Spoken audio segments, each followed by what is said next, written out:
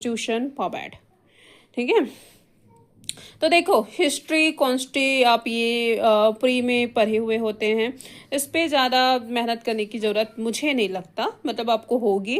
देखो एक काम कर सकते हो आप, हिस्ट्री और कॉन्स्टी देखो आप क्या प्री में कैसे प्रिपरेशन किए, एमसीक्यू के थ्रू, बट आप अब क्या कर सकते हो, क्वेश्चन आंसर में प्रिपेयर कर सकते हो। ठीक है, बट मैं मतलब इन दोनों को उतनी ज़्यादा आपको प्रिपरेशन नहीं लगेगी और आपको उतना टाइम देना भी नहीं है इस पर। ठीक है, आपसे बन जाएंगे क्वेश्चन, श्योर हूँ मैं। आपने प्री क्वालिफाई किया मीन्स हिस्ट्री कॉन्स्टी आपसे बन जाएगा।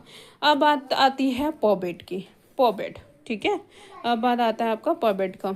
पॉबेट में देखो पॉबेट आपके लिए बिल्कुल नया है और मतलब एक टफ नहीं कहना चाहिए इस टॉपिक को, इसको आसान सा है। आप एक बार पढ़ेंगे पॉबेट, आप एक बार पढ़ेंगे आप अच्छे से इस पे स्कोर कर सकते हैं। तो इसका एक वीडियो मैं बनाऊंगी पॉबेट पे। उसके बाद आता है पेपर 4, नेक्स्ट पेपर आता है पेपर 4। पेपर 4 में आता है आपका साइंस मैथ्स रीजनिंग। ठीक है, ये एक स्कोरिंग पेपर है, इस पर आप बहुत अच्छे से स्कोर कर सकते हैं। डेली 1 आवर आप मैथ्स को दें, मैथ्स में आपको ज़्यादा मेहनत करने की ज़रूरत नहीं है क्योंकि आप प्री में पढ़े हुए हो मैथ्स। रीजनिंग तो एकदम ईजी सा आता है, आराम से बन जाएगा, आपको सिर्फ और सिर्फ लिखने का फॉर्मेट समझना है।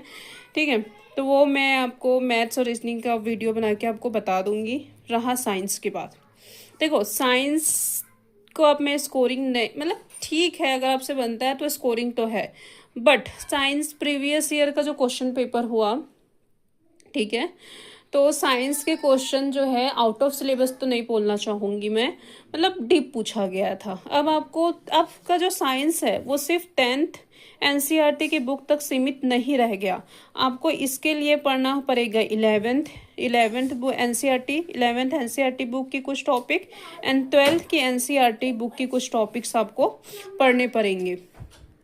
नेक्स्ट पेपर की बात करते हैं हम, पेपर 5। पेपर 5 में आपका आता है इकोनॉमी। इकोनॉमी में आप इकोनॉमी सर्वे आप बहुत अच्छे से पढ़े। इकोनॉमी सर्वे के जो गवर्नमेंट की बुक आती है फोटोकॉपी आपको एलोरा में मिल जाएगी, उसको ले और उसको पूरा टॉपिक्स को पढ़े, इकोनॉमी आपका कवर हो जाएगा।